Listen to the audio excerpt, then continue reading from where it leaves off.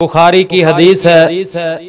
हजरत अब्दुल्ला बिन उमर रजी अल्लाह ताला अन्हुमा इरशाद फरमाते हैं कि नबी अलैहिस्सलातु वस्सलाम की जिंदगी के अंदर हम अल्लाह के नबी अलैहिस्सलातु वस्सलाम के बाद सबसे पहला दर्जा हजरत अबू बकर सिद्दीक रजी अल्लाह ताला अन्हु को दिया करते थे और दूसरे नंबर पर हजरत उमर फारूक रजी अल्लाह ताला अन्हु को दर्जा अता किया करते थे।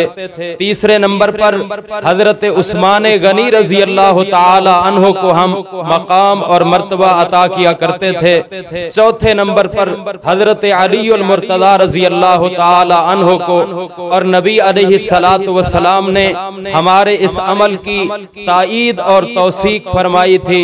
इसी तरह हजरत अली मुर्तदा रजी अल्लाह ताला अन्हु खुद फरमाते हैं, लोगों अल्लाह के नबी अलैहिस्सलातु वस्सलाम की अज़ीमुश्शान हस्ती के बाद पूरी उम्मत इस्लामिया में सबसे अजीम हस्ती जनाबे अबू बकर सिद्दीक रजी अल्लाह ताला अन्हु की है। फिर हजरत उमर फारूक रजी अल्लाह ताला अन्हु का मकाम और हैसियत है। तीसरे नंबर पर हजरत उस्मान गनी रजी अल्लाह ताला अन्हु का मकाम और मर्तबा है।